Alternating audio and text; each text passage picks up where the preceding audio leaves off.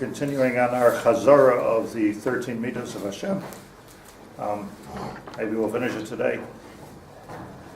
And then we'll get on to the real challenge of Perek Sheni, because we'll go and encounter waters that are not usually approached. Something new. So the Midah Chamishis, if you can follow along if you have a Tomer Devorah. The Midah HaChamishis is like Hechazik La'ad Apai, that Hashem doesn't hold His anger forever. Remember, I don't want to go through the whole shir again, but I just want to get the synopsis of it. Like Hechazik La'ad Apai means that HaKadosh Baruch Hu, even if He does get angry, we find throughout history that Hashem has gotten angry here and there. Something like the Babel or Sodom or the Vayicharaf Hashem. We find such things by the Egel, by the Meraglim, we find anger. But Lehechzik La'adapai, Micha Novi pointed out that anger is not an everlasting anger. Everything about Hashem is eternal except for His anger.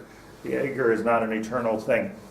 And we find that even after HaKadosh Baruch Hu, Im Yachzik, says the Tomer Devorah, Loi La'ad, Eliyavatol Kasei Afilu Shua Yashuva Adam. At the end, he'll be Mevatel Kasei. The point here is this, that not that we shouldn't hold a grudge. I don't think that's the point. The point is that anger is a tool that Hashem uses with the world to get them to do tshuva.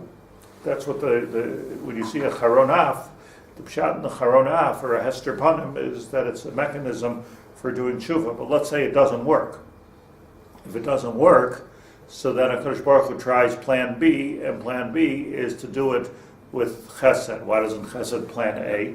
Because chesed, doing it with chesed is not really distinguishing the men from the boys in the same type of a way. There's no yisurim, which is mamarik, there's no great self-improvement, but if the point is if it doesn't work, then you try plan B. I pointed out when we were learning this that Reb Dessler speaks about this on a historic level, that you see after every Chorban, there was always after every Chorban, there was always a time of bracha.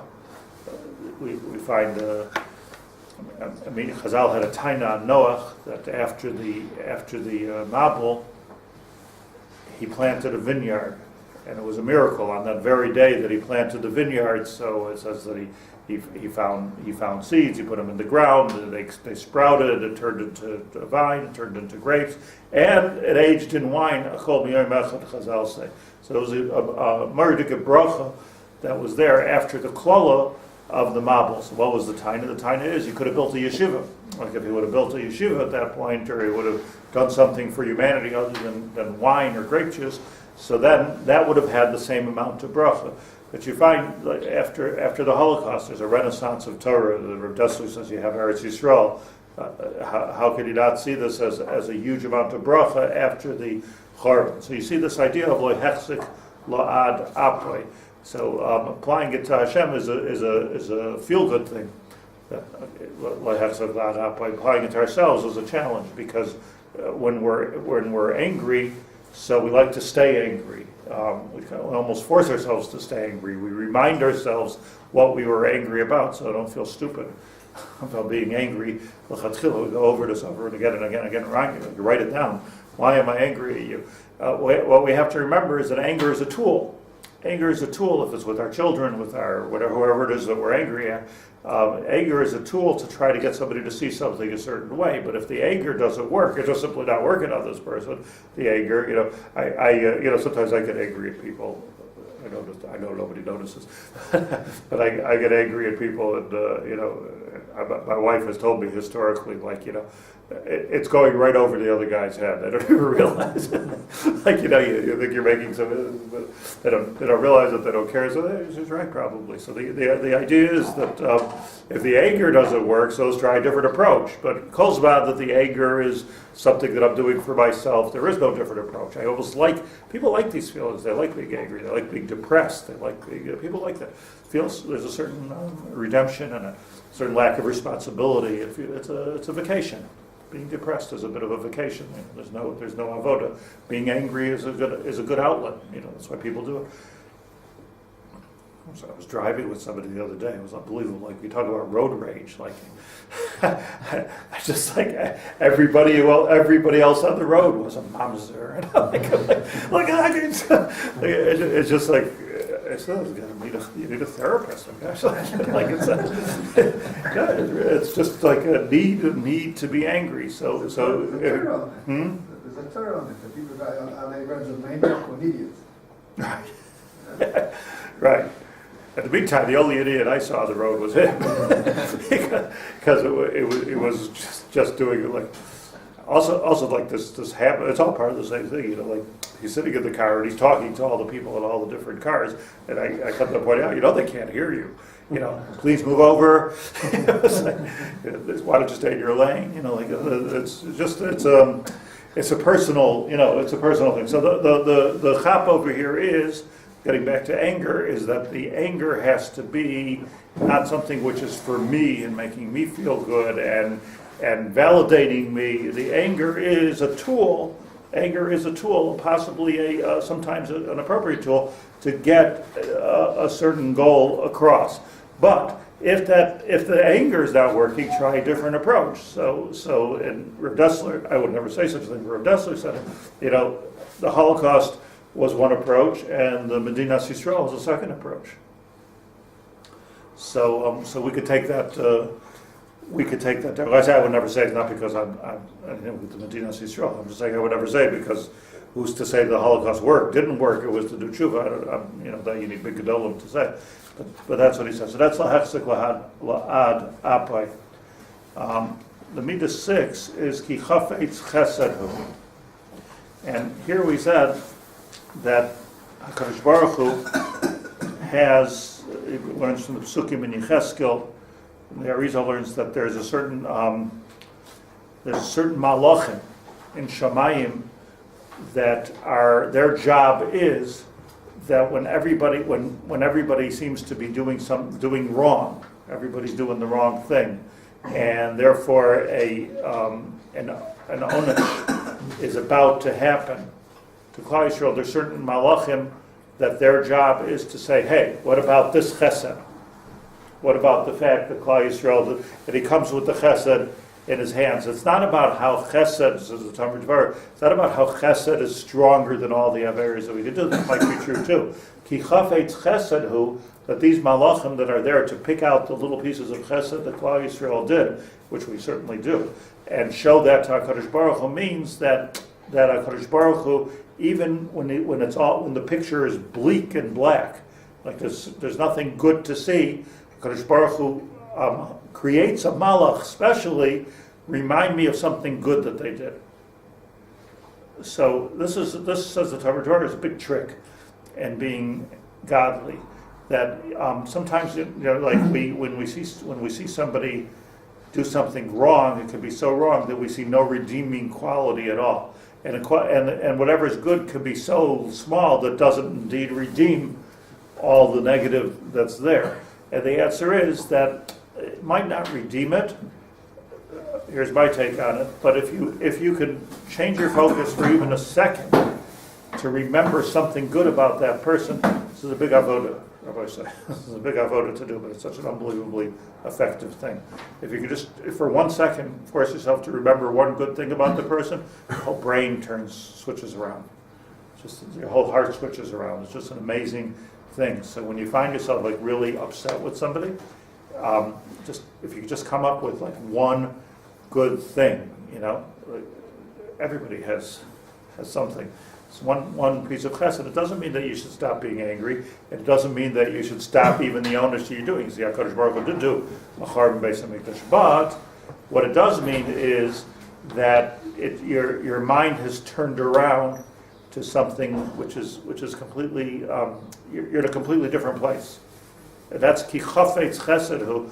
HaKadosh Baruch Hu looks for the chesed, looks for that one little nakuda. Yeah, but what about this one little nakuda? Do you understand what I'm saying? It's not that the one little nakuda is koveya the din. Mm-hmm. It's that the one little nakuda takes away, it's an exercise in taking away this natural thing that we do, which is just the opposite. If you're 90% black, so we're going to make it 100%. If you're 90% wrong, That 10% there, or 1%, or whatever it is, that's where sinas chinam is. Nobody has sinas chinam. We all hate people for something. There's a reason why we hate them. So it's sinas chinam. But the sinas chinam is that once we hate somebody, in order to make this comfortable and clean and neat and symmetrical in our mind, we dump on the person everything is bad. So if you go through the exercise, right, look at the way it dresses, look at the, it doesn't even talk normally. Like everything becomes bad, right? This is a human tendency. Why? Because we're comfortable. It's more comfortable to do that. Like if I say, oh yeah, well this is good and this is bad, it becomes like we like to demonize people that are bad people, and some people are demons. There are such people, people that are killers, but normally it's not usually the people we're associated with. Without the people in our family, for sure. So the idea is to do this exercise. It's a good exercise. You can even try it today. It's a good exercise to try to take somebody you don't like, even if they live in a different country, and just find something good about it. That's the ki chafetz chesed. The seventh midah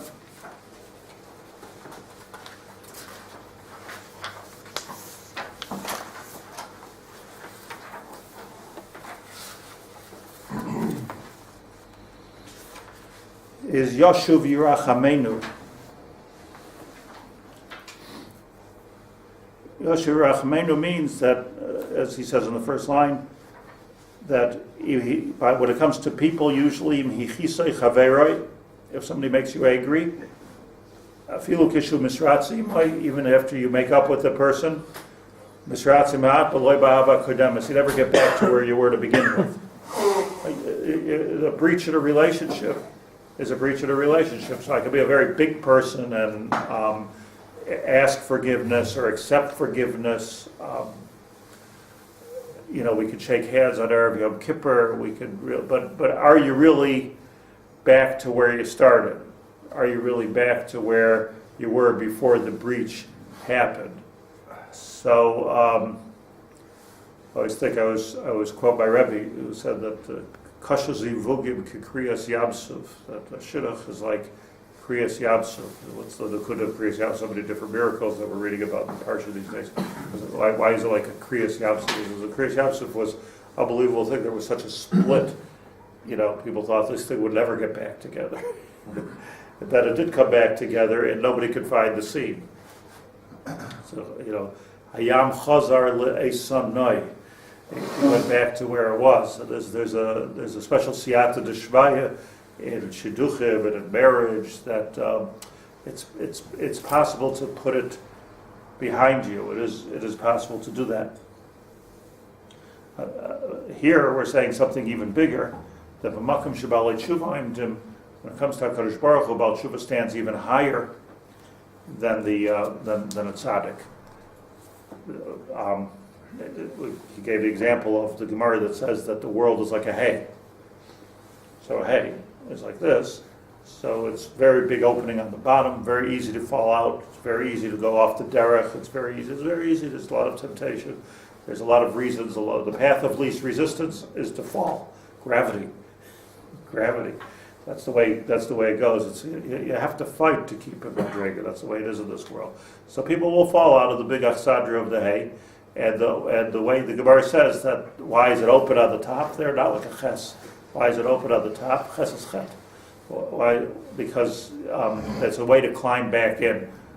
Frank the Gemara, la'ayil b'hodem hapik. Why doesn't he just go back in the same way he fell out? Just go right back in.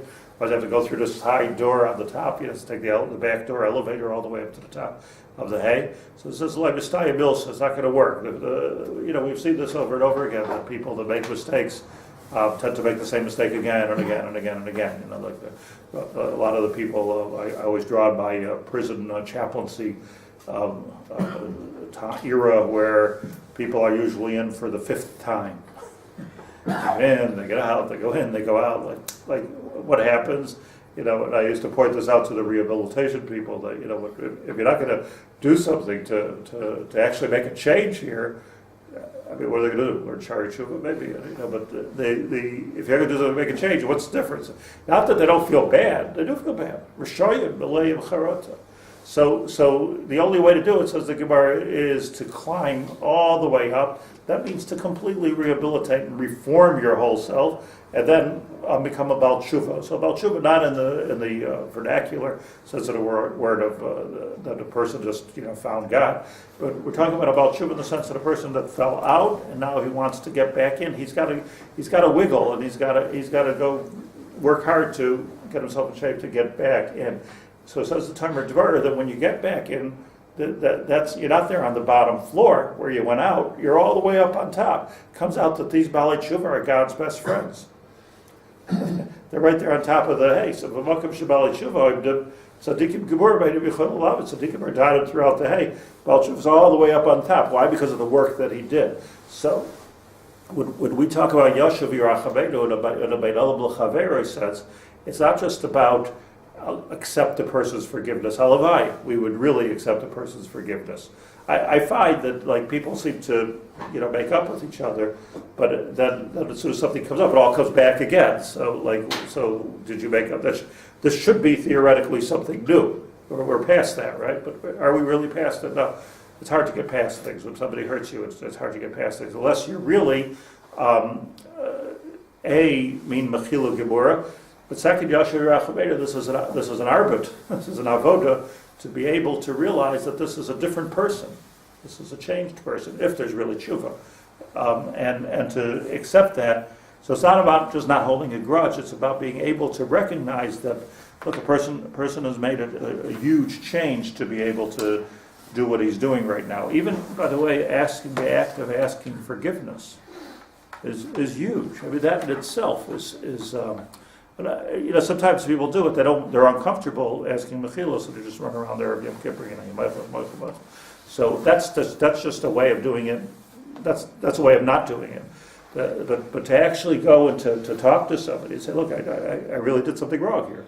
I mean, if we did something wrong, to actually do that in itself is such a very deep act of tshuva. Just to be able to do that. So now it becomes, if you're the one who's being asked mechila, which I find to be a very uncomfortable position. So now the question is, can I really be moichel? Somebody asked famously, I think, or somebody asked Rabbi Yaakov Haber, somebody asked him for mechila for speaking lashon hara about him. So he asked him mechila, so Rabbi didn't answer him. So he said, I'm asking mechila. So Rabbi said, this is going to take me a couple of days. It's going to take me a couple of days. I mean, if you want, I could say, I'm mostly, no problem. But for me to do what I'm supposed to do and put you in a place where not only you're the same place where you were, if somebody talks such a horror about you, it's very painful. It's very painful, especially, generally speaking, who are the ones that talk lashon hara about us, the ones we do the most for. I think, I find it's an amazing phenomenon, that the people that we help the most, they somehow have something negative to say always, and do. But so it takes a couple of days. So that's the Mita Hashvis.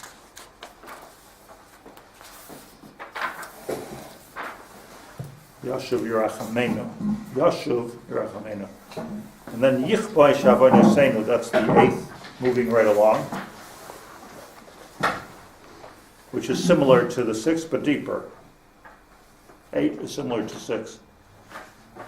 Yichboi Shavon Yosenu, where HaKadosh Baruch Hu Misnaigim Yisrael, Mita Zu, V'hisoi Kvishas Ha'avain.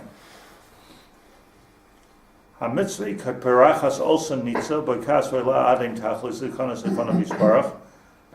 Amnam ha'avonos ein lahem knisa sham, chas v'shalom al koif sham shlo yikansu.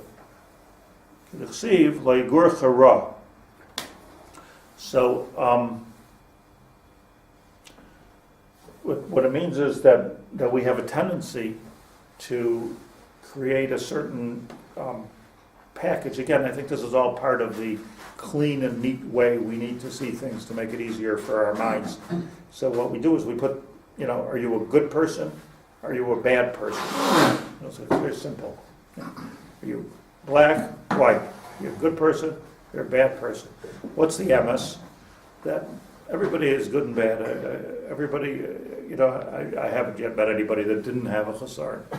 I probably haven't met anybody that didn't have a mila. Sometimes I have to look, but probably everybody has some kind of a mila. So everybody is this combination of good and bad. So what the Lamdan does is understands that this is good and this is bad, and it doesn't. What the Tomer Devorah says, HaKadosh Baruch Hu doesn't let the bad take over the good. It's not like you come over. By the way, I mamish thought that's exactly what HaKadosh Baruch Hu does. Or the way I was comfortable thinking growing up in yeshivas is that you come to Shabbat and you're this kind of combination of good and bad. And like the Rambam says, it goes basarov. I'm mostly a good person, mostly a bad person. But it doesn't work that way. That the good that a person does is absolute good. And the bad that a person does could be absolute bad. And the trick is not to let them cancel each other out, because the minute that you make them into one, amalgamated, homogenized piece, so now you're losing the emes, and you're losing what the real view of the person. It's milas and it's chesrenis. So if there's a lot of bad people that do a lot of really good things. And I heard once, by the way, there was a yeshiva bachram in the time of Rabbi Cutler, the beginning of Lakewood. There was yeshiva bachram that they were, talking politics. People do talking politics. It was the founding of the state of Israel at that time, right after the Holocaust. So they were talking about a bunch of yeshiva bachram. These were Rabbi's original talmidim. Were extremely chashuv people. They were extremely chashuv people. They went on to become, most of them went on to become Gedol. So they the 20-30 that he had at the time. So they were talking about Ben Gurion, like the secular aspect of Ben Gurion. It was at a Shalshudis or something. And Rabbi had said, Rabbi was a Kadoi, Rabbi Cutler. He was a Kadoi. And he was a very anti, actually, the secular Zionism. But he made a statement that, I heard this, by the way, from not less than Rebel Yeshvei, who was also Kadai. So he said, he was saying this over, he said that Rabbi had said, Lastem gemacht. That was his loss. Let him be. Let him be. He's doing good things for the Jewish people. Let him be. Just such a not Rebel Yeshvei, Rabbi Cutler, the way that you would think to look at it. But the answer is that, does he have cheseritis? Clearly he had cheseritis, was he Shomer Shabbos? I guess not. But it doesn't mean that, it could be he saved 1 million Jews, or 10 million Jews, or 50. It's hard to see the good when you're focused on the bad. So the whole point here is that HaKadosh Baruch Hu, lo yigurcha b'mkoim chara, the strong side has to be the good side. And you don't always have to let the evil weeds grow into your picture of what that person is. Get a strong avoda for us, because especially, we live in a very, political, I find living here in Eretz Yisrael a very political atmosphere. And in a political atmosphere, everything's good and bad. You're the good guys, you're the bad guys. It's that's what it is. That's what politics is. It's hard to, especially when it comes around election time, like everything. There's not you're good, you're bad, you're bad. Everybody's bad. So it's very difficult from a ruchnius point of view to survive this kind of a thing. So we have to understand that even the people that are so-called bad do a lot of good. It's a nice thing to remember here and there. Kal v'chomer when it comes to our own friends and neighbors. There's a lot of good done. What do you want to say, Penny? Just the translation is let them continue doing their thing. What do you mean? Doesn't what the Rabbi said doesn't. Let them gemacht. Let them do. That means that's no, leave them alone. I just mean. Yeah. What do you mean let them? Do we have the koach to make Ben Gurion Shomer Shabbos? But just like by criticizing, you're not doing anything, and he's doing. I'm not Rabbi and I'm not Rebel Yeshvei, but it's hard to know why Hashem put certain people in the world. I'm not saying that good.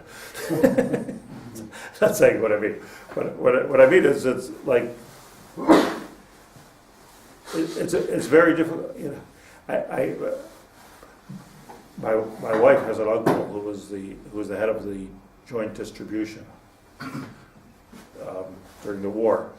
So I don't know if you know the history that the Vadhat Solo, which was run mostly by the Gedolim, were at political war with the joint distribution, and a lot of the tension was that who knows who's right, who's wrong, but a lot of the tension was that where the Vadhat Solo was doing bribes and paying people off to save Jews. There were thousands and thousands of dollars at that time to save one Jew, or to save one Rebbe, or one Rosh Hashiva, or one family to get them out. So they were sending chocolate bars to Nazis, and the joint wouldn't pay off politicians. They didn't want to do anything which was illegal at all, because that would jeopardize their standing with the government and with the United States government and all the different governments they were dealing with. So if you look at this now, 60 years later, you say, you know what? You need people to do this. You need people to do that. We really need two kinds of people. But at the time, right? But at the time, so now it's a book, and it's a story that hardly anybody knows. Then it was like, wow, how can you do this? Everybody was criticizing each other, calling each other Rishayim. Nothing less than calling each other Rishayim. And then the previous Lubavitch Rebbe, the Rayatz. So he had a whole different sheet. This made him like his Ribard and Lubavitch, and Soloveitchik got involved. It was like a big deal. When you look back at history, I'm just like Ein Chacham Kabbalah Nesai. You look back at history, it is everything must say gemacht.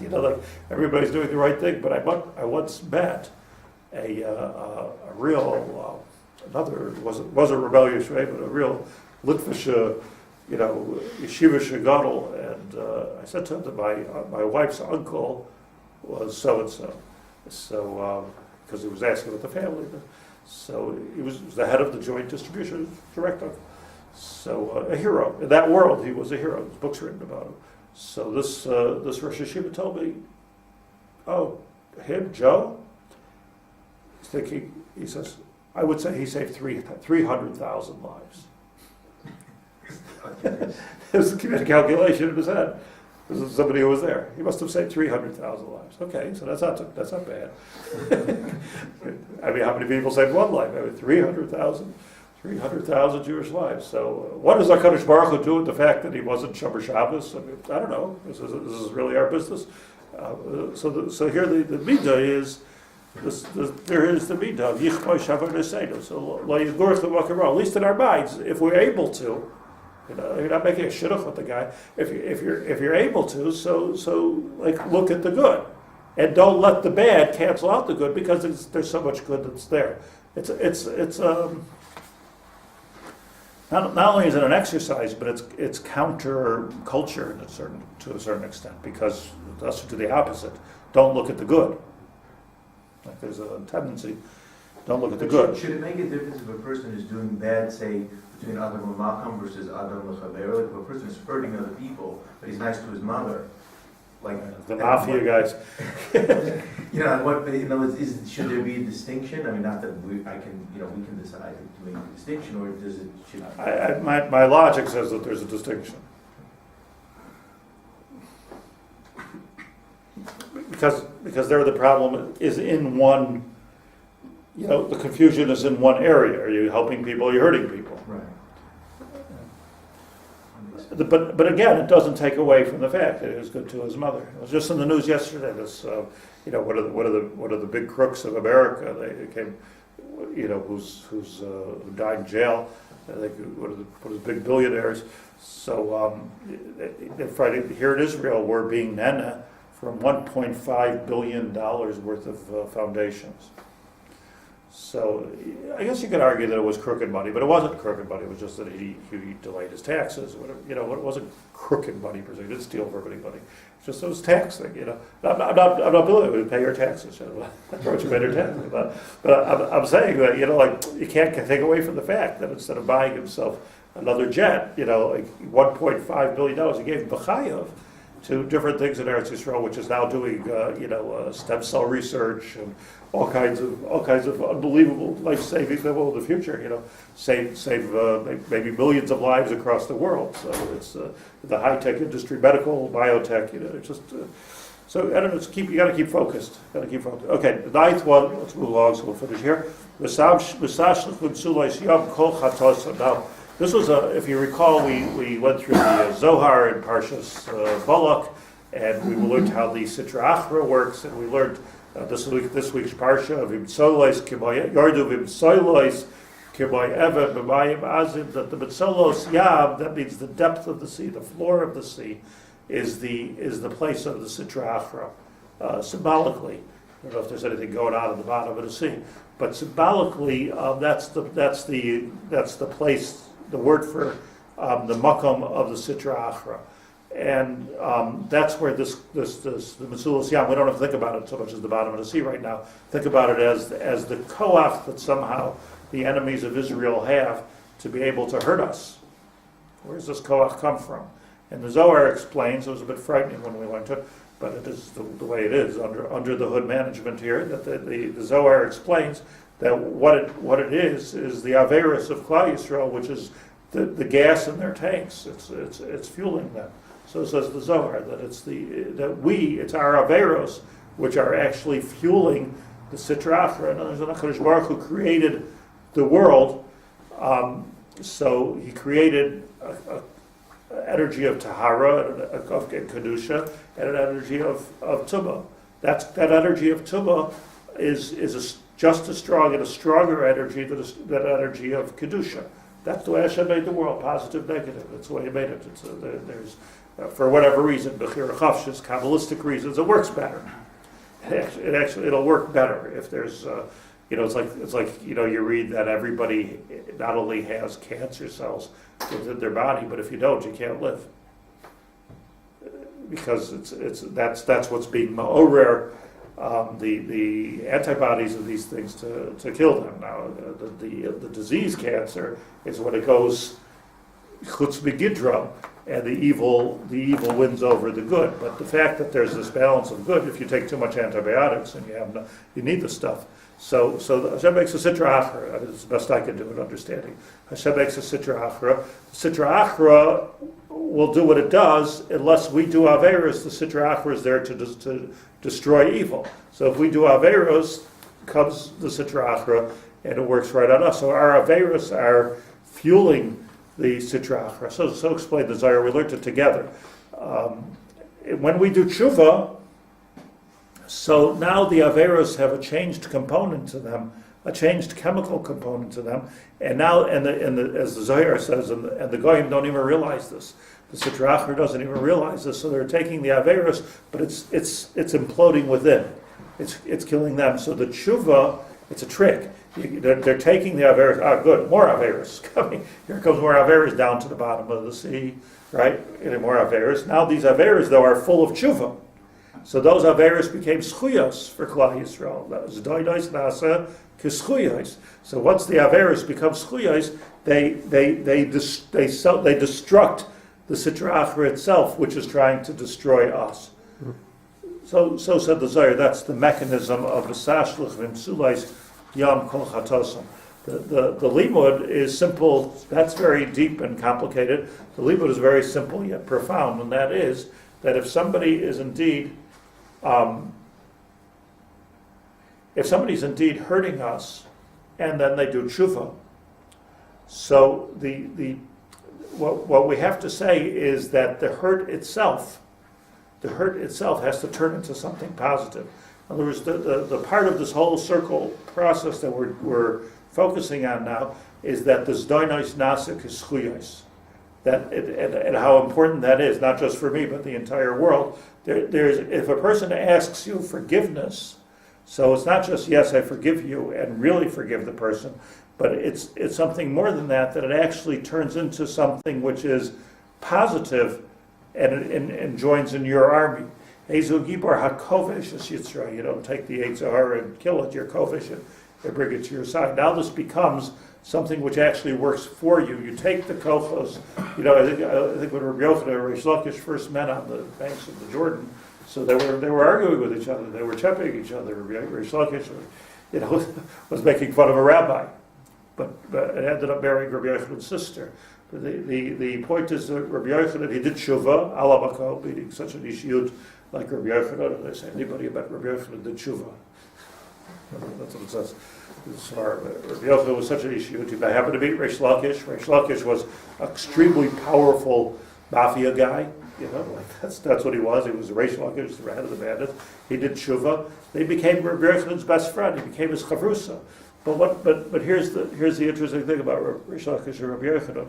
When Reish Lakish died, the Gemara says Rabbi Yochanan lost his mind because he was his chavrusa, and anything Rabbi Yochanan would say, Reish Lakish would ask him questions and shlag him up. So when he lost that stimulation, so Rabbi Yochanan became senile. He said, "Oy chavrusa, oy misusa." Here's an interesting thing. I don't know if any of the Svarim say it. I'm saying it. You heard it here. That this mita that Reish Lakish had of constantly championing Rabbi Yochanan and asking him questions and being the I don't want to call it the devil's advocate, but the other side advocate, or the devil is an advocate, but the taking the other side, that was Reish Lakish before he was from. That was what Reish Lakish was doing. So what did Rabbi Yochanan do? He took that mito, which was so like, oh, I got to go to the yard. That guy's there again. You can't even take a swim without this guy. These people bothering me. He took it, he turned it around, and he turned it into something that he couldn't even live without. So,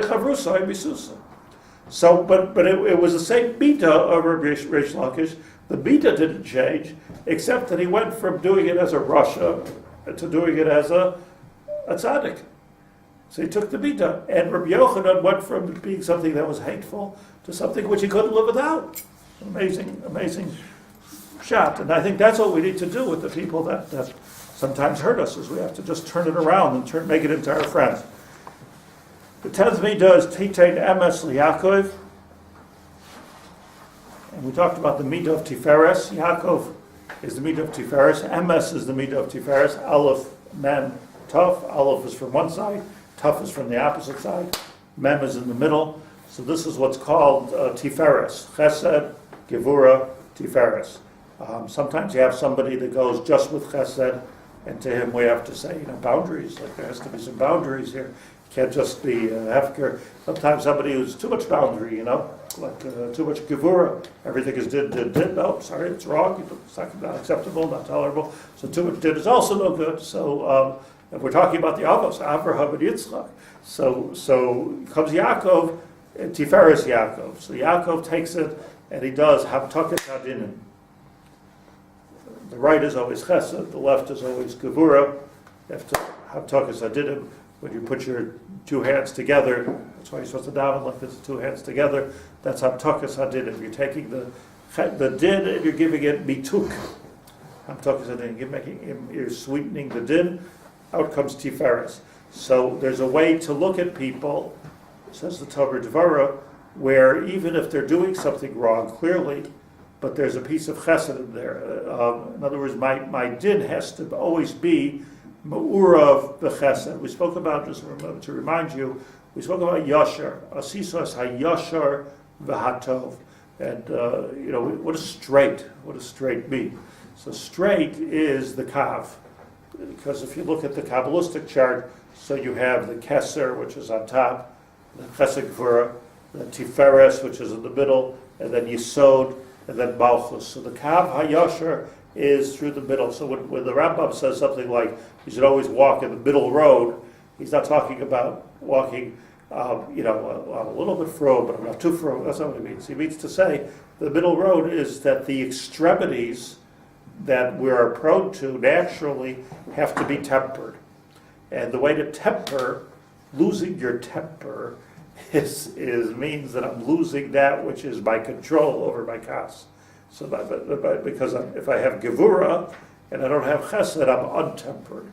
So I lost my temper. So the idea is to always recalibrate ourselves to be in the middle of tiferes. So it means when you're dealing with somebody who's really hurt you, it means that sometimes it takes a day or two. You have to take a step back and just take a look at the whole, make sure that you're in shape to be judging the situation correctly, because we fly off the handle and we lose our temper. We're noitel l'tzad hagvura. Or sometimes, here's the interesting thing, ha'ava b'kalkelas as hashura. Right? So there is the shura. Or as Rabbi Yoni said, that kol shehi tiferes ezu derech yasher sheyiver lo yadam kol shehi tiferes lo yisavos tiferes lo bin adam. Remember?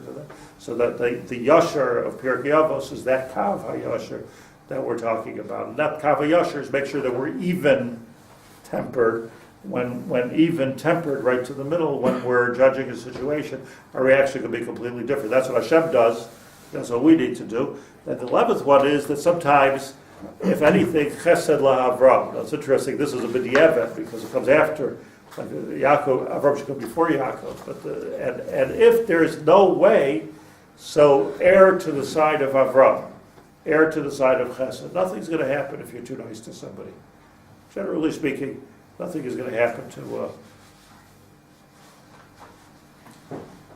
My father used to always say to people that, having a business, somebody was cheating them in business, just shower him with love, stop cheating you.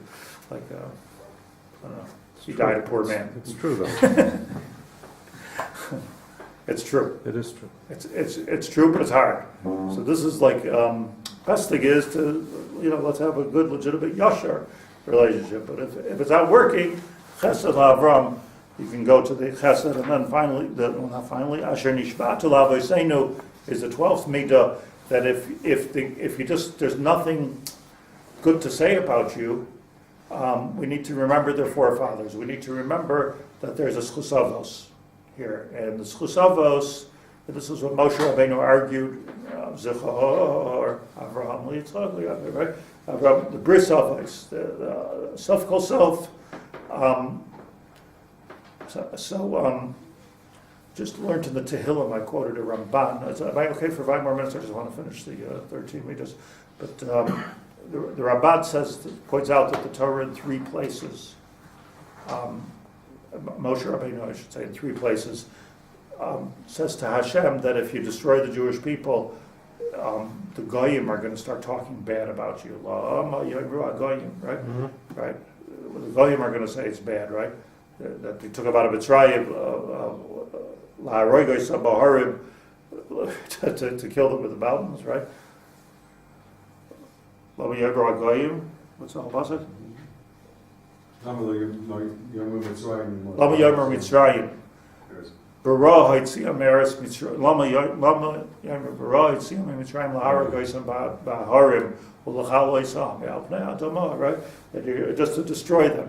By the Meraglim was the same thing. Hashem said to Moshe Rabbeinu, "Let's make a nation out of you." These people are like nuts, and he said, "What?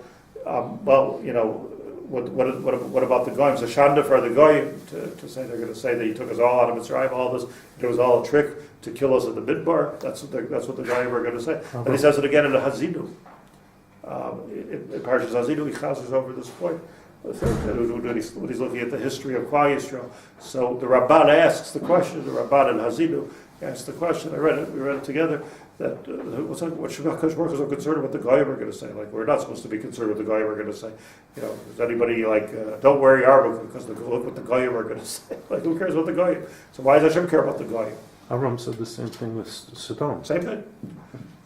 So the Ramban says, simple, clear Yesod, that what Moshe Rabbeinu was tining to Hashem, not that you have to worry about the Goyim. What he's really saying is, what you create the world for.